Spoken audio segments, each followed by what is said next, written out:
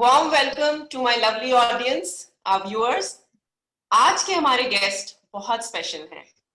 We unbeatables के founder और उनकी टीम, डायरेक्टर, करता धरता, कोरियोग्राफर हमारे साथ हैं Om Prakash Chauhan.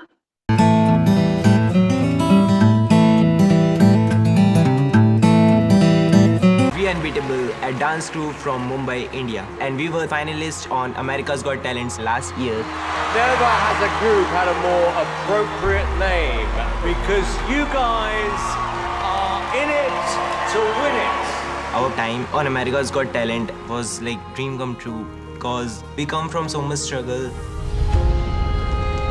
Life in Mumbai is very difficult. Most of the members of our team comes from the slums. So coming here, we have the opportunity to make a better life for us and our families. I think your country are going to be so proud of what you have done throughout this entire competition. It felt like the whole world was supporting us. So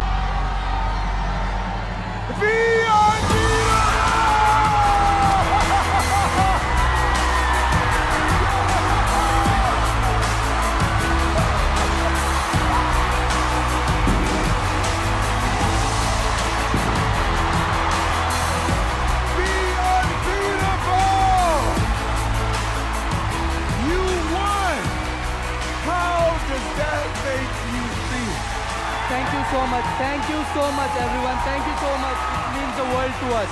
Thank you. Be unbeatable. It gives me great pleasure to present you with this trophy. America's Got Talent, the champions, best in the world. Let's hear it one more time for your winner. Be आपको फिर से ओम, हमारी पूरी team की तरफ से, पूरी दुनिया की तरफ से बहुत बहुत बधाई आपके अचीवमेंट्स के लिए and for making India so proud. We all are so proud of you. आपने इतना बड़ा टाइटल जीता है America's got talent and you have made India proud around the world through the talent of dance. So a big salute from all of us in India and my team sitting in London. So welcome. आपका बहुत बहुत स्वागत show पे।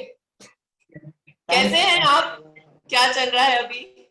बहुत अच्छा, सब लोग अच्छे हैं। रिहर्सल्स चालू हैं अभी? ये अभी फिलहाल थोड़ा रिहर्सल स्टार्ट है, उतना नहीं कर पा रहे बट थोड़ा बहुत अभी चालू है। जी, 5 थोड़ा महीने बहुत सब कुछ स्टार्ट हो रहा है। करेक्ट।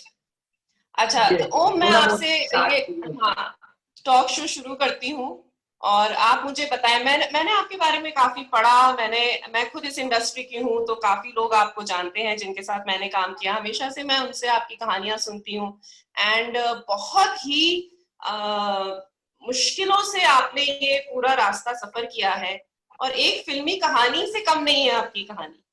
तो आप मुझे बताएंगे कि ये सब कैसे हुआ, ग्रुप कैसे बना? राइट फ्रॉम आई थिंक आप एक ग्लास फैक्ट्री में काम करते थे, वहां से आपकी जर्नी कैसे शुरू हुई, तो आप प्लीज मुझे बताएं। एक्चुअली सबसे पहले मैं चश्मे की फैक्ट्री में जॉब करता था और बचपन से मुझे डांस का तो बहुत शौक था, लेकिन कहीं ना कहीं ऐसा होता था कि मैं अगर डांस क्लास ज्वाइन करूंगा तो मैं जॉब नहीं कर पाऊंगा। तो और अगर मैं क्लास ज्वाइन भी करता हूँ तो उतना उतना मेरा पेमेंट नहीं था कि मैं क्लास में भर सकता हूँ या पेरेंट्स को संभाल सकता हूँ या खुद को संभाल सकता हूँ। तो मेरे लिए मतलब काफी दिक्कतें होते थे, बट ऐसा था कि मैं नहीं यार डांस नहीं कर सकता हूँ। नॉर्मल गणपति में एरिया में यहाँ वहाँ डांस कर लिया करता था और कंटिन्यू जॉब करता था। लेकिन कहीं ऐसा मेरे फैक्ट्री के जस्ट बाजू में एक गार्डन था जहाँ पे काफी बच्चे प्रैक्टिस करते थे, बी बॉइंग करते थे और मैं डेली वहां पे जाता था उस गार्डन में घूमने। तो उनको देख के तो कहीं ना कहीं मुझे लगता था कि मैं भी कर सकता हूँ। और वहाँ पे कोई फीस नहीं लगता था, कोई भी आता था एक दूसरे को देख के वहाँ पे प्रैक्टिस करते थे। तो मैं भी डेली आता था उनके बीचों में करता था। तो नॉर्मल करता था तो कहीं ना कहीं गिरता था तो कुछ लोग वहाँ पे मुझे बेसिक बताते थे कि अगर आपको सीखना है तो यहाँ हम लोग को देखो। और ऐसा ऐसा कुछ लोग ऐसे दोस्त यार बन गए थे जो मुझे बेसिक सिखाना स्टार्ट कर दिए। तो मुझे वहाँ पे फीस नहीं लगता था। शाम को मैं 7 बजे तक जॉब करता था, 7 बजे के बाद उस गार्डन में चले जाता था और उनके साथ उनके बीचों में मैं भी प्रैक्टिस करता था। कुछ लोग होते थे जो मजाक उड़ाते थे कि ये क्या कुछ भी कर रहा है, और कुछ लोग होते थे जो हेल्प करते थे। तो जो हेल्प करते थे वो भैया लोग बहुत अच्छे लगते थे, बहुत खुशी होती आपकी क्या एज होगी हो उस टाइम? वो हाउ ओल्ड वर? टाइम पे। यस, वो टाइम पे मेरी एज कुछ 13 साल का था, मैं बहुत छोटा था। 13 साल, दैट्स इट। इतनी जल्दी Yes, आप काम भी कर रहे थे और आपने, yes, अच्छा, yes, ओनली 30? yes. हाँ, 13 साल की उम्र में मैं जॉब करना, उसके पहले से ही जॉब कर रहा था ऑलमोस्ट। घर में काफी दिक्कतें होते थे, तो मुझे कहीं ना कहीं ऐसा लग रहा था कि मुझे भी जाना चाहिए लोगों के साथ, दोस्तों के साथ बाहर कमाने। तो मैं उत्तर प्रदेश से यहाँ चले आया था कमाने के लिए। और डर भी लगता था, वो टाइम पे ऐसा था कि छोटे बच्चे फैक्ट्री में जॉब नहीं कर सकते थे। जी। लेकिन डर से मैं कभी कुछ लोग आते थे, नगर पालिका के लोग आते थे, तो मैं छुप जाया करता था। मतलब मेरी जो जर्नी रही है, बहुत बहुत दिक्कत आई है मेरी लाइफ में। और वो जो टाइम था, वो टाइम पे मैंने बहुत कुछ देखा अपनी लाइफ में। और ये जो जॉब पे कंपनियों में छुप जाना और गार्डन में रिहर्सल करना, कितने लोग मेरी मजाक उड़ाते थे, हंसते थे कितने लोग मेरे ऊपर। लेकिन होता है कि एक इंसान के अंदर जुनून होती है, कुछ भी करे दुनिया, कुछ भी बोले, जो पाना चाहता है, करना चाहता है, आखिर में उसको अफसोस मिलता ही है। तो कहीं ना बिल्कुल कहीं सही। मैंने हिम्मत नहीं हारी, और वहाँ पे सब दोस्त मुझे मिल गए। और जो मेरा फ्रेंड था विकास, जो आज हमारे साथ नहीं है, वो टाइम पे वो भी उस गार्डन में था, और उसने मुझे संभाला, उसने बहुत कुछ सिखाया।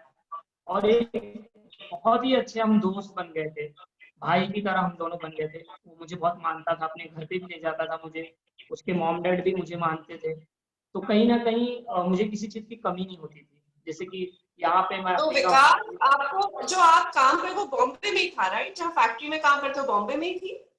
जी जी, मुंबई में भी, यहाँ पे भी, ये जहाँ पे मैं रह रहा हूँ वहाँ पे ही था। और मैं जहाँ पे जॉब करता था उसी फैक्ट्री में मैं रहता भी था, खाना पीना फैक्ट्री में किया था। मेरा ऐसा कुछ घर नहीं था, मैं किसी के साथ नहीं रहता था। फैक्ट्री में जॉब करता था और छूटने के बाद चले जाता था रिहर्सल करने, वापस रात को आता था, कंपनी में सो जाता था। सुबह मेरी डेली का यही था, कहीं नहीं जाने का, सिर्फ वो गार्डन और वो फैक्ट्री, वो गार्डन और फैक्ट्री। और कभी ऐसा कुछ नया चीज खाना बनता था विकास के घर पे, कोई नाश्ता या कुछ त्योहार हुआ तो उसके घर पे जाता था, वो मुझे बुलाता था। ऐसी मेरी जिंदगी, ऐसी मेरी जर्नी कटती गई। और फिर हमारी जो टीम है, वो टाइम पे हम लोगों ने बहुत कुछ सीखा। सब बच्चे लोग 10 से 15 बच्चे हो गए थे, तो हम लोगों ने सोचा कि अपना हम लोग एक खुद का डांस ग्रुप बनाते हैं। वो टाइम पे जी। बूगी वूगी चलता था, इंडियंस गॉट टैलेंट चलता था। तो हम लोग सोचते थे यार, हमारे अंदर इतना अच्छा टैलेंट हो गया, तो क्यों ना हम लोग भी एक अपना ग्रुप बनाए। तो हम लोगों ने ग्रुप तो बना दिया, तो ग्रुप का नाम डिसाइड किए। एक हफ्ते में हम लोगों ने अनबीटेबल ग्रुप का वो टाइम पे नाम रखा। ये 2014 की बात थी जब ये अनबीटेबल हम लोगों ने फॉर्म किया था। 2014 में काफी शोज किए, छोटे छोटे शोज किए, और रियलिटी शो भी ट्राई किए, लेकिन मौका नहीं मिलता था रियलिटी शो में। फर्स्ट राउंड ऑडिशन देते थे, किसी न किसी वजह से बाहर हो जाते थे। तो 2015 में एक ऐसा हुआ था कि हमें एक छोटा सा इवेंट मिला था, जो हमारे खुद के नाम से वहां पे हमें परफॉर्म करना था, अच्छा। अनबीटेबल के नाम पर, 2015 में। तो मैं काफी एक्साइटेड था, काफी खुश था। और उस शो को लेके मेरे से ज्यादा खुश मेरा दोस्त विकास था, क्योंकि हमारे जब भी कोई भी शो होता है या कोई रिहर्सल्स रहता है, तो सबसे पहले हम सारे बच्चों को, वो टाइम पे इतना व्हाट्सएप वगैरह, हम लोग, मेरे पास इतना बड़ा फोन नहीं था, तो हमें कुछ भी व्हाट्सएप नहीं पे था तब, मैसेज नहीं था भी करना नहीं पड़ता इतना, था। हाँ, नहीं, राइट। तो एक एक बच्चों को कभी कभी पीसीओ से फोन कर करके हम लोग रिहर्सल के लिए बुलाते थे। तो सारे बच्चे आते थे। और वो जब शो मिला था, वो टाइम पे मैं जॉब पे था, और विकास, फर्स्ट टाइम ऐसा हुआ था कि सारे बच्चों को उस दिन विकास सामने से फोन कर करके और 2 घंटा पहले बुलाया कि ये हम अपने नाम से शो करने वाले हैं, बॉयज जल्द से जल्द आ जाओ सब लोग। और सब बच्चे आ गए, हम लोग रिहर्सल स्टार्ट कर दिए। कुछ 3 बजे से हमारा रिहर्सल स्टार्ट हुआ था, 6 बजे तक हम लोगों ने रिहर्सल किया। 6 बजे के बाद हम लोग सोचे कि अभी चलो फ्रेश होते हैं और यहाँ से शो पे निकलते हैं। तो ऐसा हो गया था कि हम लोग का जो स्टंट्स होता है, एक ऐसा एंड का फॉर्मेशन था जो हम लोग मार्क कर रहे थे, उसको प्रॉपर रेडी नहीं कर रहे थे। तो विकास ने मुझे बोला कि भाई एक बार लास्ट टाइम हम लोग अपना फॉर्मेशन एक बार लास्ट टाइम कर लेते हैं कि स्टेज पे कहीं वो प्रॉब्लम ना हो जाए। तो मुझे ऐसा लगा कि नहीं करना चाहिए, लेकिन एक होता है ना स्टेज के ऊपर हमें एक मौका मिलता है परफॉर्म करने को, सेकेंड टाइम मौका नहीं मिलता है। तो डर था कि हाँ नहीं कर लेते। एक बार फिर वापस जब हमने स्टार्ट किया तो वो टाइम पे जो फ्लिप्स था वो फेल्ड हो गया, मतलब गिर गए बच्चे लोग। तो वो टाइम पे विकास को यहाँ पे नेक पे चोट आया, और अच्छा। जो वो चोट आया तो उसके बाद विकास, यस, एक्सीडेंट हुआ वो टाइम पे। तो विकास ने हाँ, मुझे मैंने बोला पढ़ा भाई था वो मुझे ऐसा हॉस्पिटलाइज हो लग रहा गए है थे कि उसके जाना बाद। चाहिए। हाँ। Yes yes yes. तो वहां पे हम लोग वहां से हॉस्पिटल लेके गए, उसको एडमिट किए और 1 महीना तक था। उसके बाद उसकी डेथ हो गई 1 महीने के बाद।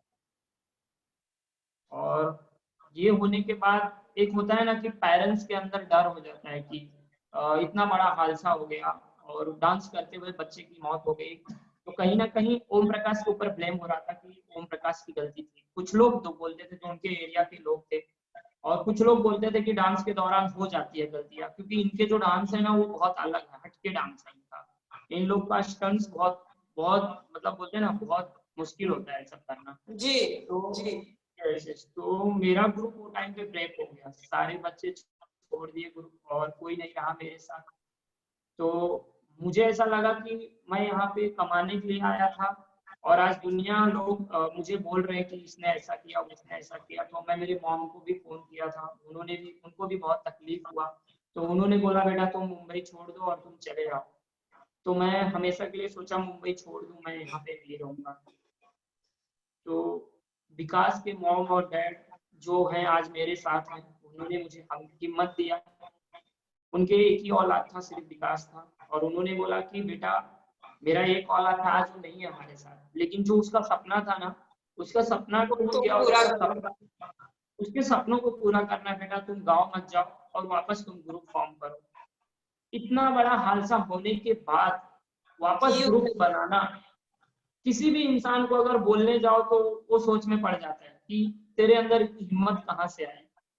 तो वो जो हिम्मत आई ना मेरे अंदर, ये वो बच्चे हैं जो मुझे बाद में मिले, जैसे अनुष हो गया और बहुत सारे बंदे हैं, जो वीर गोविंदा है जो स्टार्ट से था और उसको मैंने बोला कि वापस मुझे फॉर्म करना है, और वो घर से झूठ बोल के मेरे साथ आया, ज्वाइन हुआ, जॉब भी करता था। हाँ, सभी को डर होगा, ये बिल्कुल। काफी बच्चे, काफी पेरेंट्स लोग को डर था। जो मेरे साथ पुराने बच्चे थे उसमें से 2-3 लोग हैं मेरे साथ, और वो तीनों जब मेरे साथ जुड़े ना तो वो झूठ बोलते थे घर पे। वो जॉब पे लगते थे और जॉब जॉब करते थे पूरा दिन और शाम को मेरे पास रिहर्सल पे आते थे। तो वो घर पे पैसे देके मेरे पास रिहर्सल करते थे, सच्चाई नहीं बताते थे। लास्ट में जब उनको एक डांस महाराष्ट्र डांस में रियलिटी शो में मौका मिला था, वो टाइम पे उन्होंने घर पे बोला था कि मैं डांस वापस चालू किया। तो जब मॉम डैड ने उनके टीवी पे देखे तो उनको लगा कि हाँ इस टाइम कुछ कर सकते हैं बच्चे। फिर भी उनको तकलीफ हुआ कि वापस तुम वही चीज क्यों कर रहे हो, डांस दुनिया करती है, बहुत डांस है इस दुनिया में और सबके कुछ और अलग कर लो। हाँ। अलग, यस यस, अलग अलग कैटेगरी का डांस होता है, तो तुम क्यों ये कर रहे हो। तो उनके पास जवाब नहीं था कि मेरे सर को यही आता है, और मुझे स्टार्ट से यही समझ में आता था। मैं अगर कुछ करना भी चाहता था यूनिक ना, तो कहीं ना कहीं हम लोग हार जाते थे, जीत नहीं पाते थे। मैंने ट्राई किया था, जैसा स्ट्रीट डांस होता है वो मैंने कोशिश किया था, तो हमें वो मौका नहीं मिलता था। एक कंपटीशन में ऑडिशन देते थे, उसमें नहीं सिलेक्ट होते थे। तो मुझे लगा कि वापस मुझे मेरा ही फॉर्म चालू करना चाहिए। तो मैंने हिम्मत किया और वो मॉम डैड ने मेरा साथ दिया और वापस मैंने स्टार्ट किया। तो बहुत सारे बच्चे मेरे साथ जुड़े, और किसी ने ऐसा नहीं बोला कि सर आपके ग्रुप में ऐसा हो गया था कहीं हमारे अब साथ। हमें नहीं करना है जी। हाँ, तो कभी ऐसा किसी बच्चे ने नहीं बोला, और ना ही किसी बच्चे ने ये बोला कि बी अनबीटेबल। वो जो अनबीटेबल था, अनबीटेबल से मैंने बी अनबीटेबल किया। तो अच्छा। ऐसा नहीं हुआ। ये एक होता है ना कि मेरा सपना, हर एक बच्चा अपने सपनों के लिए डांस करता है, लेकिन मेरे जो बच्चे मेरे साथ जुड़े हुए थे उन्होंने कभी ये नहीं बोला कि मुझे मेरा सपना पूरा करना है। सबने बोला कि विकास का जो सपना है हम सब मिलकर उसका सपना पूरा करेंगे। तो मुझे वो टाइम पे मैं जीत गया था। जब भी मैं कुछ बच्चे बिल्कुल। जब मेरे को, तो वो टाइम पे मैं विनर हो गया था। मतलब मैं बोला सारी दुनिया का कंपटीशन में जीत गया, क्योंकि मेरे को बहुत अच्छे बच्चे मिले हैं। और इनको लेके मैं बहुत आगे जा सकता हूँ। वो टाइम से लेके हम लोग पीछे नहीं आए सिवाय आगे जाने का। कंटिन्यू हम शोज जीतते गए, बड़े बड़े कॉम्पिटिशन जीतते गए। ओम, आपकी टीम में मैं अभी भी देख रही हूँ आप अपने टीममेट्स के साथ हैं। हाय, आप Hi. इंट्रोड्यूस करेंगे? Hi, you are Anuj. Yes hi Anuj, and you are आपके साथ और कौन? दिनेश। हाय। So sweet, thank you for joining us, thank you so much. मैं ओम इस क्वेश्चन पे थी कि आपकी टीम में कितने परफॉर्मर्स हैं और ये कहाँ से हैं? सारे बच्चे बॉम्बे से हैं? इनका क्या बैकग्राउंड है? स्टूडेंट्स हैं, जॉब करते हैं? थोड़ा इनके बारे में बताइए। यस, मेरी टीम में टोटल 35 बच्चे हैं और 35 बच्चों का एक एक का नाम बताने जाऊंगा तो मतलब बहुत समय लग जाएगा, बट शॉर्टकट में मैं बोलूं कि 5 से 6 बच्चे हैं जो जॉब करते हैं और आज भी जॉब करते हैं। इस लॉकडाउन में ऐसा हुआ था कि जीतने के बाद हम लोग को जरूरत नहीं पड़ रहा था कुछ करने का, लेकिन अभी जॉब कर रहे हैं। और डांस जब भी ज्वाइन हुए थे तभी भी कुछ 4-5 बच्चे लोग के भाजी का धंधा है, तो अपने मम्मी डैडी के साथ वो मार्केट में भाजी के धंधे में रहते थे। और घर में जो कढ़ाइया का काम होता है, कुछ बच्चे उसमें लेबर का काम करते थे और स्कूल में बस का काम करते थे। बाकी छोटे बच्चे हैं जो स्टूडेंट हैं वो पढ़ाई करते हैं और कॉलेज में भी हैं कुछ बच्चे। तो सारे के सारे बच्चे कहीं ना कहीं कोई फालतू काम नहीं करता, ऐसा फालतू घर पे नहीं रहता।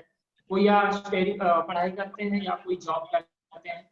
लेकिन जब भी मेरे साथ जुड़ने के बाद भी उनका कंटिन्यू सब कुछ चल रहा था, पढ़ाई और जॉब एक साथ सारी चीजें मैनेज करते थे बच्चे। ऐसा कभी नहीं हुआ कि इन्होंने जॉब छोड़ दिया और पूरी टाइम मेरे साथ जुड़ गए।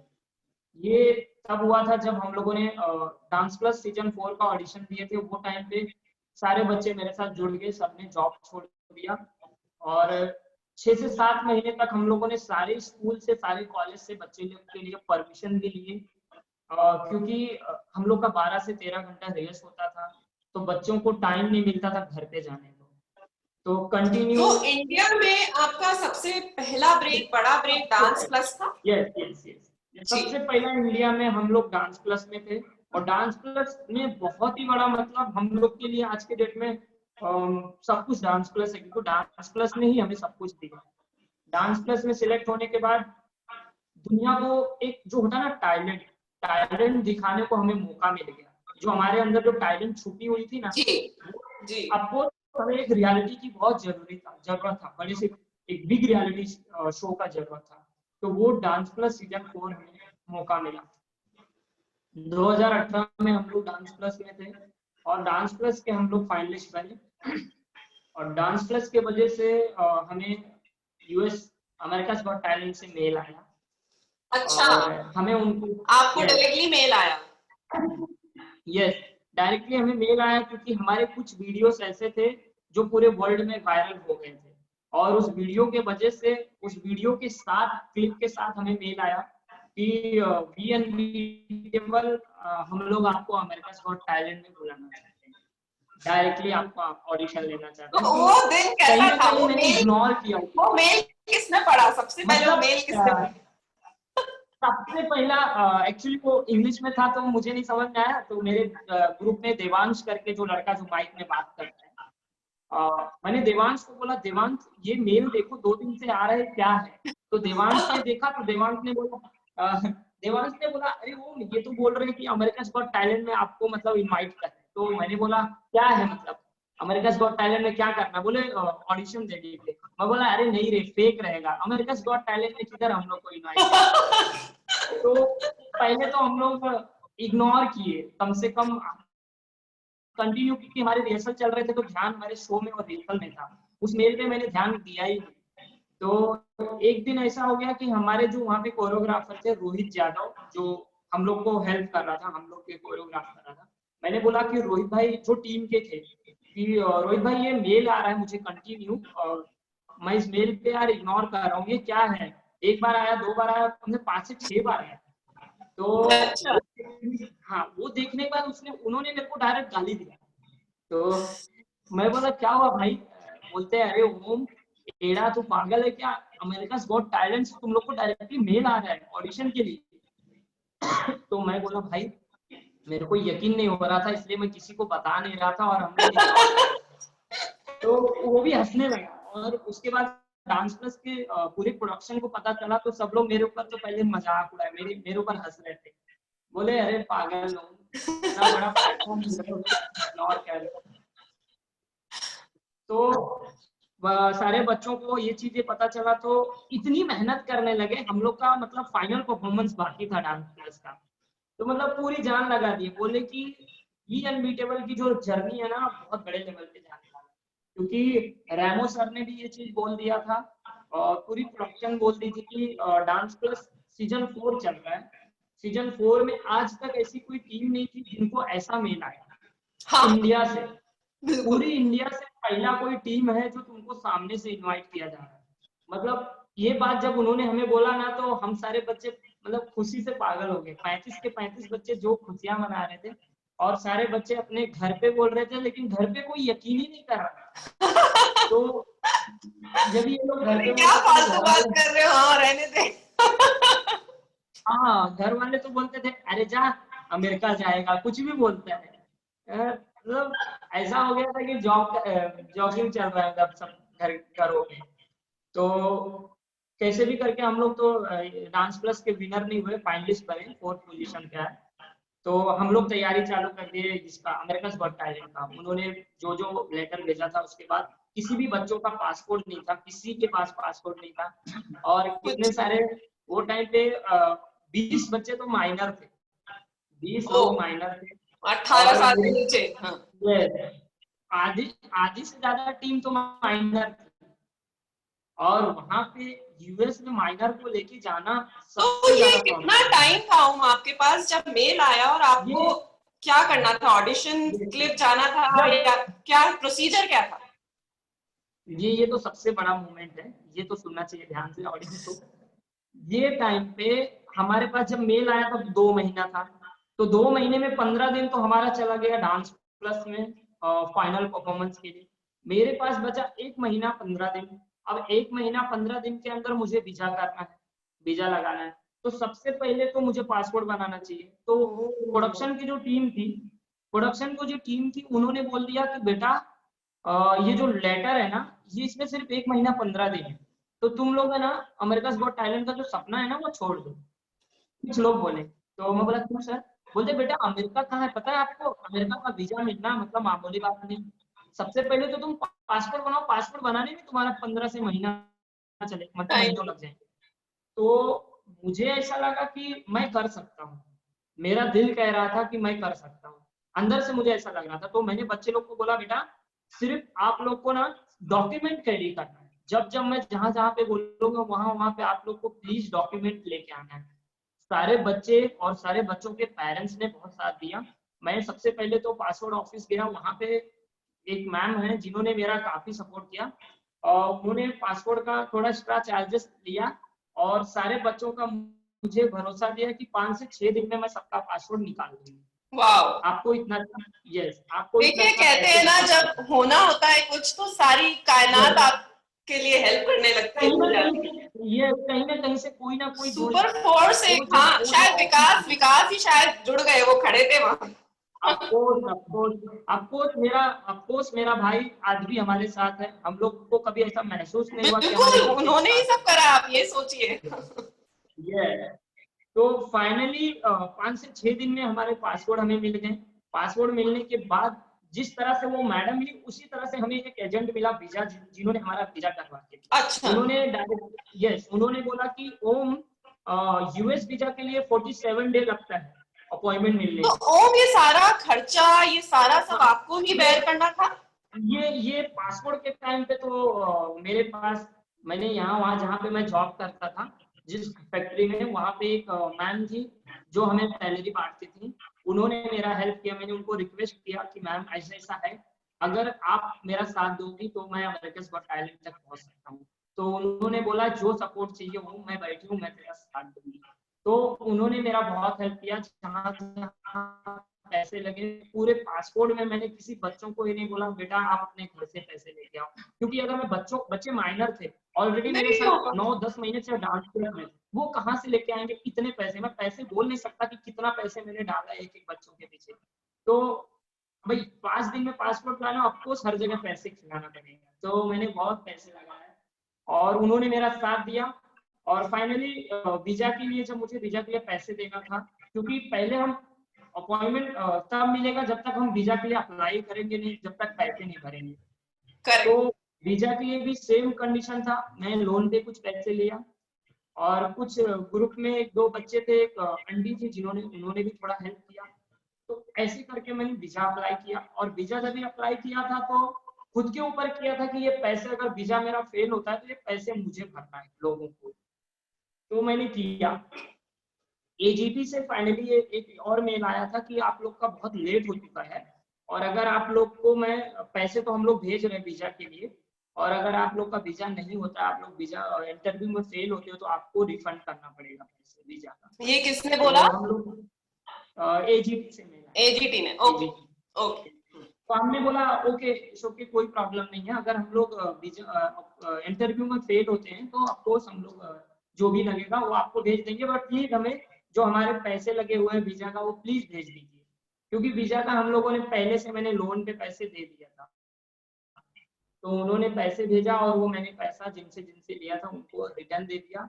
और फाइनली इंटरव्यू में मुझे अकेला इंटरव्यू देना था। तो मतलब एक होता है ना, भगवान मतलब अंदर आके मेरे अंदर आए, पता नहीं क्या हुआ कि मैंने इंटरव्यू के टाइम पे, वहाँ पे जो इंटरव्यू लेते थे वहाँ पे हमारे टीम के पहले से कुछ लोग थे जो VNB टेबल के बहुत बड़े फैन अच्छा। थे, और उन्होंने पास करवाया। हाँ ये फाइनली हमें वीजा भी मिल गया। तो हम लोगों ने फटाफट मेल डाल दिया और सारे बच्चों का पासपोर्ट का फोटो भेज दिया वहाँ पे, और उन्होंने रातों रात हम लोग का टिकट कर दिया। कुछ 2 दिन तो बाकी ये था आप लोग हम लोग कितने को जने यहाँ से थे? निकलना। 35 जने। कितने लोग थे टीम में? 32 में गया। 32 लोगों का फाइनल हो गया। यस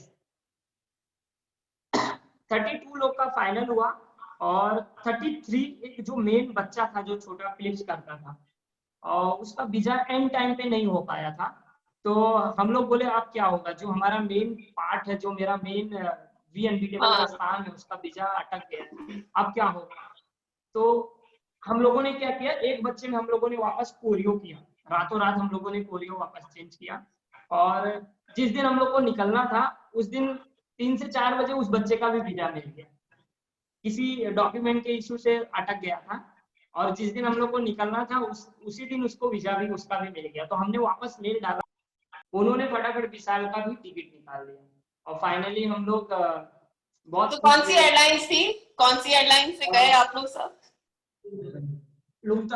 पहला एयरलाइंस था हमारा लुफ्थांसा, लेकिन लुफ्थांसा था ही, लेकिन सारे के सारे बच्चों का टिकट अलग अलग, 5 लोग का अलग फ्लाइट, 5 लोग का फ्लाइट अलग है, अलग अलग 6 लोग की बुकिंग हो गई। yes, किसी को दुबई से जाना है, किसी की फ्लाइट दुबई होके जा रही है, किसी की फ्लाइट जर्मनी होके जा रही है, किसी की फ्लाइट शिकागो होके जा रही है, जिनके बारे में हम लोगों ने कभी नाम तक नहीं सुना था। हाँ। किसी का जो ऐसे ऐसे एयरपोर्ट का नाम था जिसका हम लोगों ने कभी नाम तक नहीं सुने थे। और सबसे मेन पॉइंट कि टीम में सिर्फ 4 बच्चों को इंग्लिश आता था, और वो भी थोड़ा बहुत आता था, इतना प्रॉपर उनकी इंग्लिश नहीं थी, क्योंकि किसने सोचा था कि एक दिन ये टीम अमेरिका जाएगी। तो इस चीजों पे सबने तो सिर्फ मेहनत। तो हम और अमेरिका में कहाँ जाना था आप लोग को? किधर पहुंचना था अमेरिका में? अमेरिका में हम लोग को लॉस एंजलिस जाना था, कैलिफोर्निया। Los Angeles. ओके। और पैसेडेना होटल था हमारा, पैसेडेना, और पैसेडेना में हमारा शूट था। तो प्रॉपर हमें होटल का नाम और सब कुछ तो सबको पता था, और सबसे बड़ी बात सबको एक एक लेटर हम लोगों ने दे दिया था जो अलग अलग थे, कि इमिग्रेशन के टाइम पे अगर आपको कोई दिक्कत होता है, आपको बात नहीं कर पाओगे, तो आप ये लेटर उनको दे दो बस, और इमिग्रेशन में आप पास हो जाओगे। तो यही होता था कि जब भी इमिग्रेशन का टाइम आता था, जब हम लोग कहीं पे भी लैंड होते थे, जैसे शिकागो में फ्लाइट अगर शिकागो में लैंड हुई, तो सब लोग फटाफट वहाँ पे वाईफाई कनेक्ट करते थे, एक दूसरे को फोन मिलाना चालू कर देते थे, भाई तुम कहाँ हो, भाई तुम कहाँ हो। और मैं खुद पहुंचता था तो एक बच्चों का फिक्र, इतना दूर जा रहे हैं, कहीं किसी बच्चों को कहीं किसी चीज की वजह से अटक न जाए। तो सबसे बड़ा डर मेरे को था कि जब तक लॉस एंजलिस में पहुंच नहीं गए तब तक तो मेरे को कुछ खाया नहीं जा रहा था, मतलब मैं कुछ खा नहीं रहा था, इतना टेंशन था मुझे, क्योंकि मेरे छोटे बच्चे थे। मुझे सबसे ज्यादा हाँ मतलब इतना पहले ही एक तो कंपटीशन का टेंशन, फिर सब अलग अलग हो गए, अब पहुंचना, सब पहुंच जाए आराम से। हाँ और जिस दिन पहुंचना, सबसे बड़ी बात है ना मैम, जिस दिन हमें पहुंचना था ना उसके दूसरे दिन ही हमारा ऑडिशन था।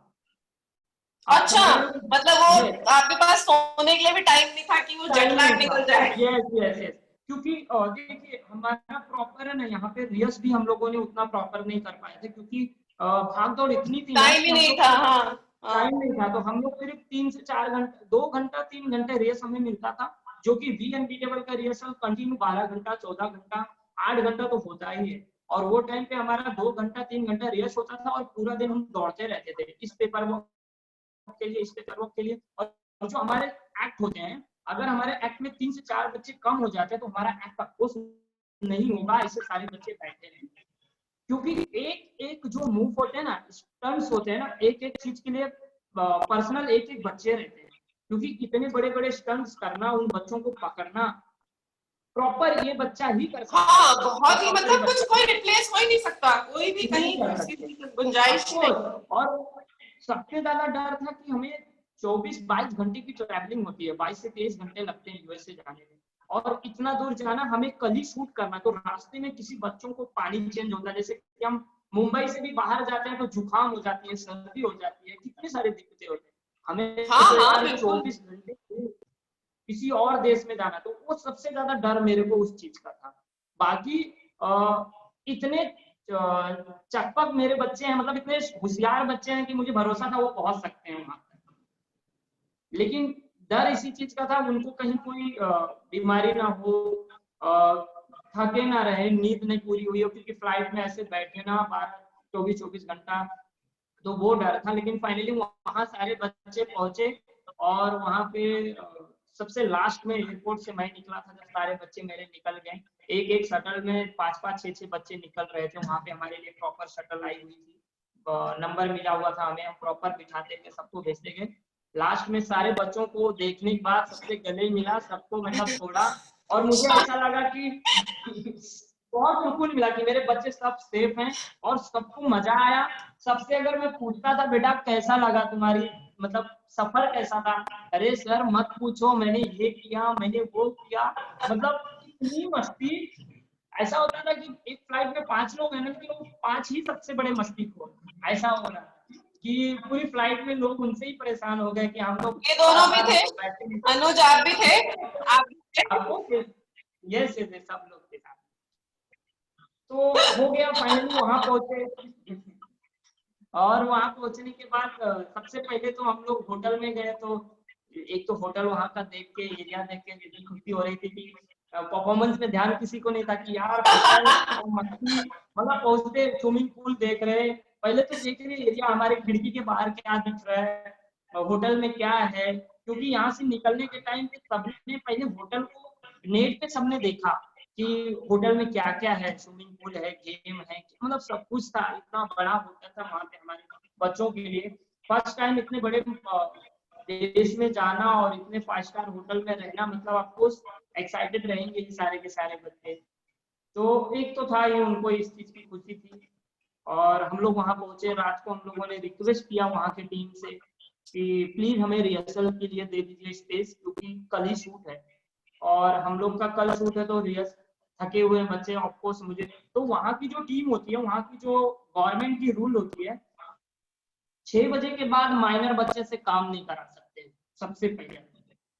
वो अलग सारे रूल्स।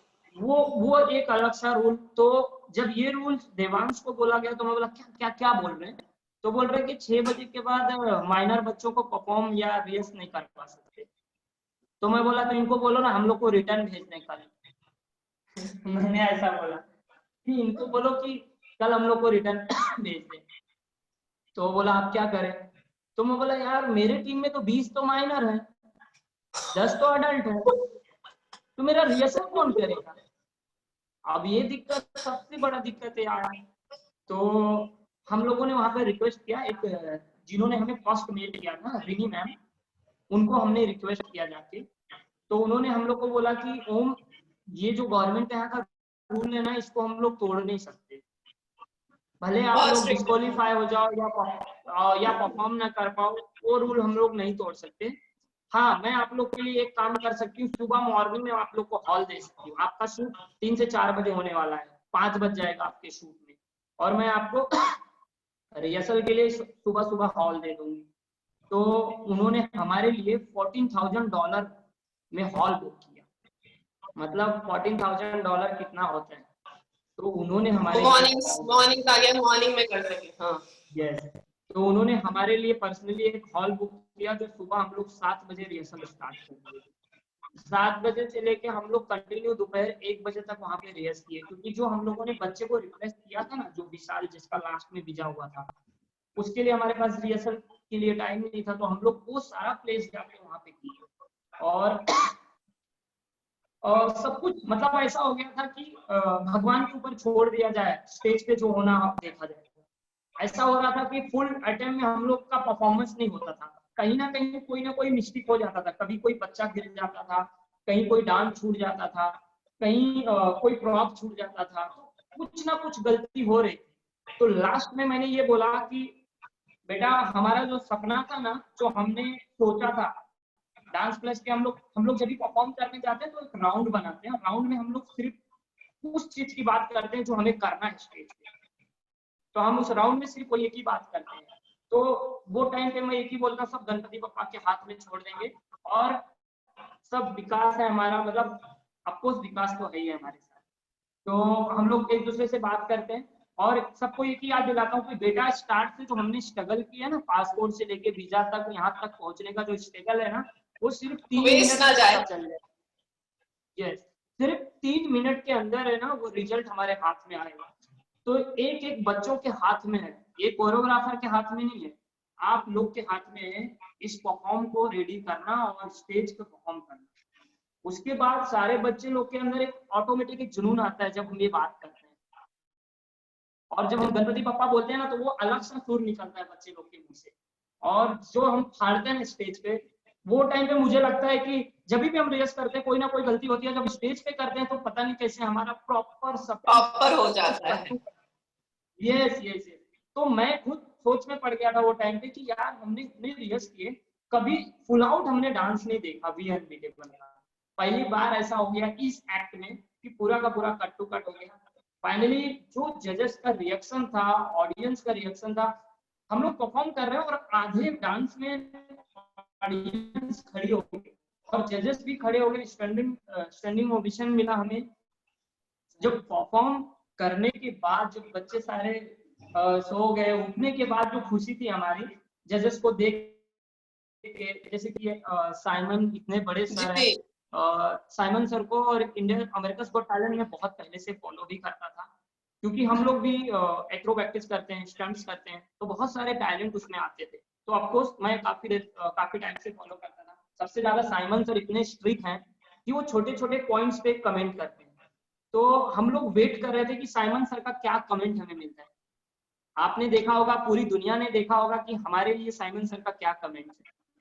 मतलब वहां पे हिस्ट्री था, अमेरिका's गॉट टैलेंट में वी अनबीटेबल का पहला परफॉर्मेंस एक हिस्ट्री बन चुका था कि सीजन 14 चल रहा है, सीजन 14 में अब तक ऐसा परफॉर्मेंस हमने नहीं देखा था। मतलब वो जो पागलपंथी होती है ना हमारी, वो अलग लेवल का था, अलग लेवल की खुशी थी हमारी, हम सारे बच्चों की। मतलब मैं जवान से मतलब उसे बोल नहीं, प्रेस भी नहीं कर सकते इतना ज्यादा। I am sure, I mean मुझे अभी सोच के लग रहा है कि जैसे मैं खुद वहां पहुंचूं तो I will be so excited, तो आई कैन इमेजिन आप और आपकी टीम, और I mean wow, what a story. जी मैम, आज भी मैम सच्ची बोलूं, मैं आज भी अगर हम पूरी टीम मिलते हैं, हम लोग तो एक फैमिली की तरह बन चुके हैं, सारे के सारे बच्चे, भाई बहन, एक होता है ना भाई बहन, माँ बाप का प्यार, सारा प्यार हमारी टीम में है। ऐसा है ही नहीं कि ये तू तेरा देख ले, तू तेरा देख ले, ऐसा कभी तो नहीं। ओम, आपने वहां पे टाइटल जीत लिया, राइट? आप वहां पे विनर्स डिक्लेयर हो गए। उसके बाद क्या हुआ? मतलब क्या इंडिया से कॉल्स आने लगे, आपके पास मीडिया आने लगी, वो क्या पूरा हंगामा होने लगा?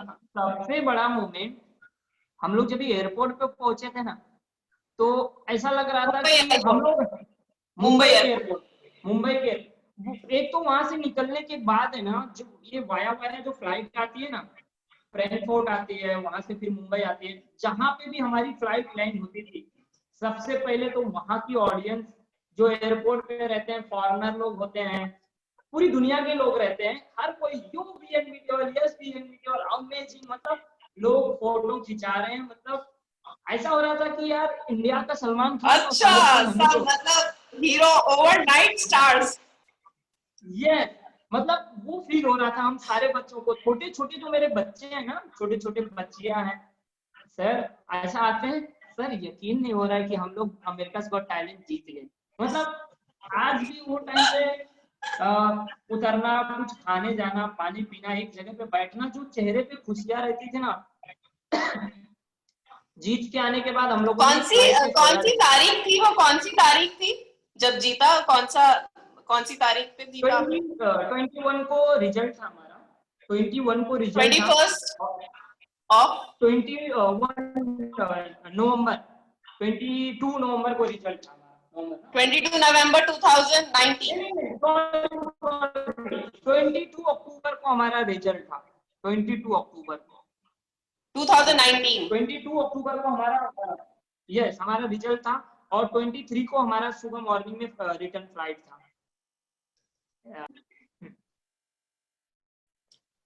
अच्छा, तो आपने ये 22 अक्टूबर 2019 में आपका रिजल्ट डिक्लेयर हो गया, and immediately after a day you had to come back to India. Yes. 19 और में रिजल्ट जो सबसे छोटे बच्चे जो आप बोलते हैं आपकी टीम में, उनकी क्या उम्र है? सबसे यंगेस्ट की क्या उम्र है अभी? सबसे छोटा जो है वो है अभिषेक माले, अभिषेक, और सबसे एज वाला मैं हूँ, सबसे ज्यादा एज जो है वो मैं हूँ, ओम प्रकाश। तो सबसे छोटे की क्या एज है? उसकी 13 साल, 13। जिस एज पे आपने शुरू करा उस एज पे ऑलरेडी आपके पास भी एक बच्चा है। बिल्कुल। तो अभी फिर आप लोग बॉम्बे आ गए। बॉम्बे में तो हंगामा सब दूर। बॉम्बे में तो क्या बोलूं भी, बॉम्बे में सबसे पहले तो हमें ये भी नहीं पता था कि हमारे सारे बच्चे लोग के पेरेंट्स, एक तो वो वहां पे फूल लेके, हार लेके, अपना इंडियन जो कल्चर में टोपी होता है, पगड़ी जो शिवाजी का होता है वो, और प्लस मीडिया, मतलब इतनी सारी ऑडियंस थी ना कि एक होता है ना कि कोई बड़ा हमारा, जैसे क्रिकेटर आते हैं, अगर जीत के आते हैं, हमारा इंडिया जीत के आता है, तो बहुत सारी मीडिया लोग, यस, तो कहीं ना कहीं वो फील हमें हो रहा था कि यार हमने क्या जीता है, कौन सा गोल्ड चैंपियन हम लोग क्या जीते जो इतना हमारा नाम हो रहा है, इतना लोग हमें प्यार कर रहे हैं। हमें तब महसूस हुआ कि अमेरिका's गॉट टैलेंट और चैंपियंस के विनर जो होते हैं, इंडिया को हमने रिप्रेजेंट किया। हमें कहीं ये फील नहीं हुआ था कि हम लोग इंडिया को रिप्रेजेंट कर रहे हैं, हम लोग तो सिर्फ अपने टैलेंट को लेके वहां पे अपने लेवल को आगे लेके जा रहे थे कि हमें जीतना है, जीतना है। जिस दिन हमें हमारे देश का फ्लैग वहां पे देखने को मिला था ना, कि जो कितने 10 देश के लोग फाइनल में थे, 10 देश के लोग जो फाइनल में थे, हमारे ब्रेक हो गए, 10 देश के लोग जो फाइनल में थे, तो वहां 10 का ऐसा फ्लैग लगे हुए थे। तो वो टाइम पे इतना गर्व महसूस कर रहे थे हम लोग अपने देश का फ्लैग देख के वहां पे, और मतलब यस, इतनी खुशी हो रही थी कि ये हमारा इंडिया का फ्लैग यहाँ पे लगा हुआ है, ये हमारी वजह से हमने लगाया, और ये टाइटल को हम जीत के लेके जाएंगे। और ऑलमोस्ट वही हुआ, हम लोगों ने उस टाइटल को जीता, हमारे देश का नाम रोशन हुआ, स्टेज पे हम लोग अपना फ्लैग लेके जाने को मौका मिला हमें, इतनी ऑडियंस के पीछे पूरी दुनिया के सामने हमने अपना फ्लैग लहराया। सबसे बड़ा मूवमेंट होता कि हमने वर्ल्ड चैंपियन जीते और अपने देश का नाम रोशन किए, तो वो हमारे लिए बहुत बड़ी खुशी। फिर से सैल्यूट आपको सबको। Thank you so much. Wow, what a moment and amazing Om, आप किस तरह से ये जीत कर आए। मैं बोल दूं मैम कि मेरे जो विकास के मॉम डैड हैं, उन्होंने जब वो ट्रॉफी देखा था ना, तो वो ट्रॉफी देखने के बाद वो ना कंटिन्यू 2 घंटा रो रहे थे, उनकी आंसू, उनकी नजर है ना मेरे से नजर नहीं मिल रही थी, इतना रो रहे थे। भले मैं वीडियो कॉल पे बात कर रहा था, मेरा फोन कंटिन्यू 2 घंटा चालू था, वहाँ पे रात होता है, यहाँ सुबह होता है, और वो 2 घंटा कंटिन्यू मम्मी और पापा रोते रह गए, उनकी नजर मेरे से नहीं मिल रही थी, मतलब खुशी की जो आंसू थी ना, वो फेस टू फेस बात नहीं कर पा रहे थे, इतना रो रहे थे मुझे देख के, उस ट्रॉफी को देख के, उन बच्चों को देख के। तो बहुत मतलब पागल हो गए थे हम लोग, बोले कि मेरे माँ बाप का जो उनका सपना था ना, बहुत बड़ा उनको सपना, एक बहुत सोच बड़ा, थी। बिल्कुल। Yes, एक और सोच इतनी थी। जल्दी, मतलब काफी जल्दी हो गया, ऐसे देखिए तो बहुत जल्दी आपने। बहुत 2018 में हमने हम लोग को मौका मिला, 19 में हम हाँ, लोग और परफॉर्म। 2019 में आप अमेरिकाज़ गॉट टैलेंट भी जीत गए। मैं वही बोला मैम कि मैं स्टार्टिंग में वही बोला कि डांस प्लस एक ऐसा मंच था जो हमें अपना टैलेंट दिखाने का मौका मिल गया पूरी दुनिया को, और डांस प्लस से अमेरिकाज़ गॉट टैलेंट मिल गया। डांस प्लस को तो पूरी इंडिया फॉलो करती है, लेकिन अमेरिकाज़ गॉट टैलेंट को तो पूरी दुनिया फॉलो करती है। अब ओम, इसके आगे क्या, मतलब आप तो पूरा सब हासिल कर लिए, अब कैसा है, अब आपके प्लान्स क्या है, और आपको क्या इसके बाद सपोर्ट मिला, आप लोगों को स्पॉन्सर्स, शोज, ये सब इजी है अभी भी? देखिए, स्पॉन्सर की बात अगर करने जाऊं तो मुझे सामने से ऐसा स्पॉन्सर वैसा कुछ सामने से कुछ नहीं मिला, लेकिन एक कंपनी थी जो एजुकेशन के लिए हमारे सारे बच्चों को पूरे साल के लिए उन्होंने मुझे कंपनी की याद नहीं आ रहा नाम, महेश जी को पता है, तो उन्होंने बोला था कि मैं पूरे साल का बच्चे लोग का फीस भरूंगा, स्कूल या कॉलेज जो भी है तुम्हारे बीएनबी के। एक स्पॉन्सर बहुत अच्छा हमें मिला था, तो उस स्पॉन्सर को लेके सबसे ज्यादा खुशी मेरे को वो था कि दुनिया में मेरे को किसी ने कुछ दिया नहीं दिया, मेन मुझे जो मेरे बच्चे लोग के लिए एजुकेशन के लिए जो पैसे मिल रहा है ना, वो पढ़ाई मेरे जो, लिए बहुत जी, बड़ी बात थी। क्योंकि उनका बोलना था कि तुम्हारे बच्चे इंग्लिश मीडियम, जो मतलब इंडिया में जो भी पढ़ाई होता है, जो करना है वो करेंगे, पूरा डॉक्यूमेंट मुझे प्रॉपर चाहिए, और जिस पढ़ाई करेंगे, जो कंपनी में या जो कॉलेज में जो भी कोर्स करना चाहेंगे, वो सारे डिटेल्स मुझे चाहिए, और जितना पैसे लगा वो हमारी कंपनी की तरफ से उनको अच्छा, दिया जाएगा पूरे साल का। तो ये चीज को लेके मैं काफी खुश हो गया था, क्योंकि मेरे बहुत सारे बच्चे हैं जो सरकारी स्कूल में पढ़ाई करते हैं, जिनकी फाइनेंशियल मतलब सपोर्ट उतना नहीं है। अब जिसके माँ बाप भाजी बेचते हैं, जिसके मम्मी किसी के घर में जाके काम करती है, अफकोर्स वो मम्मी अपने बच्चों को इंग्लिश मीडियम में नहीं पढ़ा सकती, ठीक है। और जिनके पापा बिल्डिंग लाइन में जाके सीमेंट उठाते हैं, गोनी उठाते हैं, वो पापा अपने बेटे को एक अच्छा कोर्स नहीं करा सकते, ऑफ कोर्स मुश्किल है, जी जी जी। बहुत मुश्किल है। वहां आप यहाँ सेटिस्फाइड है कि एटलीस्ट वहां आपको एक हाथ मिल गया, जी।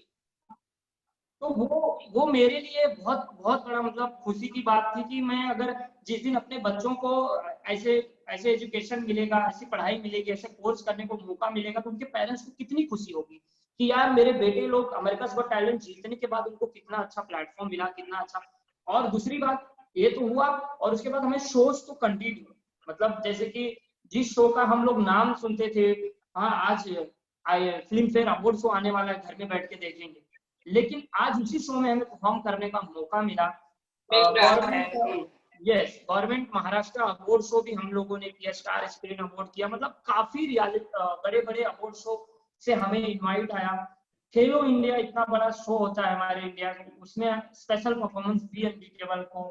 और जिस मंच से हम लोग निकले हुए थे, सबसे बड़ी बात है उस मंच पे हम लोग इंटरनेशनल बन के परफॉर्म किए थे। डांस प्लस जो डांस प्लस शो से हम लोग निकले थे, वो उस शो में हर एक सीजन में, मतलब हर साल में, हर एक सीजन में इंटरनेशनल ग्रुप आता है, वहाँ पे परफॉर्म करता है, या तो सोलो आएगा, जैसे कि कौन से बिडैश आया हुआ था, फिर रॉयल फैमिली जो वर्ल्ड का सबसे बड़ा ग्रुप है वो आया हुआ था, फिक्सन जो वर्ल्ड चैंपियन जीते हुए, वो मतलब वर्ल्ड के जितने बड़े बड़े अमेरिका के डांसर्स हैं वो आते हैं, उसमें परफॉर्म करते हैं हर एक सीजन में। और इस बार तो सीजन 5 में डांस प्लस में 4 इंटरनेशनल आए थे, और 3 इंटरनेशनल आए थे, और चौथा जो था वो बीएनबी टेक्निकल था। मतलब हमारे लिए बहुत बड़ा मूवमेंट था कि हम लोग अपने ही शो से, जिस शो से निकले हुए थे, उसी शो में हम इंटरनेशनल बन के परफॉर्म कर रहे हैं। ये हम सारी टीम के लिए बहुत बड़ी बात थी, और हमारे इंडिया के लिए बहुत बड़ी बात थी। बिल्कुल। इंडिया का ही टीम अपने ही देश में एक इंटरनेशनल बन के परफॉर्म करता है, वो बहुत बड़ी बात होती है। जितने भी इट इज डांसर्स, ह्यूज। शायद आपको भी इतना रियलाइज नहीं होता होगा, पर मुझे या हम सबको पता है कि कितनी बड़ी बात है ये। इट इज बहुत, very very very very big title.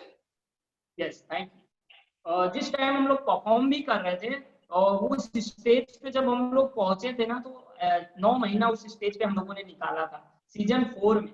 और जब हम वहां पे गए ना, तो वहां पे इतनी इज्जत, इतना प्यार हमें मिल रहा था। मतलब जिस टाइम हम लोग वहां जा रहे थे, सब बच्चे अलग अलग कपड़े नए नए, यूएसए से खरीदे हुए जूते, यूएसए से खरीदे हुए टी शर्ट, सब मतलब एक था ना कि बच्चे लोग के पैर में चप्पल भी नहीं हुआ करते थे जब हम वहां पे जाते थे परफॉर्मेंस रिहर्सल के लिए। और जब हम इंटरनेशनल बन के जा रहे थे ना, तो जो बच्चे लोग खुशी थे, मतलब ऐसा नहीं था कि मुझे दिखाना है मैं अमेरिका से आया हूँ। मुझे आपकी सुन के मुझे वो पिक्चर याद आ रही है, चकदे में, याद है चकदे में कैसा होता है, वो जाते हैं फिर उसमें इंडियन टीम जीत जाती है, तो उस तरह की बिल्कुल आपकी वो रियल कहानी, वो तो फिल्म में थी पर आपकी तो रियलिटी है। सच्ची मैम की जब भी हम लोग अपने घर से जा रहे थे यहाँ पे परफॉर्म के लिए, तो सबसे पहले तो मैं मेरे बच्चों को देखा, हमें बस लेने के लिए आया था। मैंने देखा उनको कि मैं बोला बेटा कहाँ जा रहे हैं हम लोग? बोले सर अपन इंटरनेशनल बन के जा रहे हैं ना, तो फिर थोड़ा बन के जाना पड़ेगा ना। मैं बोला यार एक टाइम था कि यार तुम तो चप्पल भी पहन के नहीं आते थे, अभी ऐसा जाओगे तो वहां पे लोग क्या सोचेंगे? बोले सर मैं ये सोच के नहीं जा रहा हूँ कि मैं अच्छा कपड़ा पहन के जा रहा हूँ, मैं अपने टीम का इंटरनेशनल बन के वहां जा रहा हूँ, इसलिए ऐसा पहना। तो मैं बोला यार ग्रेट यार, बच्चे मतलब इतना कुछ बच्चे इतने मोटिवेटेड और इतने हैप्पी। यस बिल्कुल। और आप उनकी मैंने आपके डांस स्टाइल्स देखे हैं, इट इज वेरी डिफिकल्ट। आप उनसे क्या क्या करवाते हैं? I mean it is so tough. Anuj आप बताइए, सर तो मतलब हर चीज पॉसिबल, और खूब डांट भी लगाते हैं रिहर्सल में। He must be very strict. हाँ, तो जब कोई चीज नहीं होती थी हम लोग से, तो सर बोलते थे कि ट्राई करो और अच्छा करोगे, तो हम लोग ट्राई करते तो भी नहीं होती थी, तो सर चिल्लाते थे कि क्या कर रहे हो तुम लोग समझ नहीं है कहाँ पे क्या करना है। तो सर हो नहीं रहा है, ट्राई तो करो, तुम ट्राई नहीं कर रहे हो। हाँ सर अभी होगा होगा होगा, इतने होगा नहीं करना इतने पड़ेगा। प्यार से तो नहीं बोलते होंगे।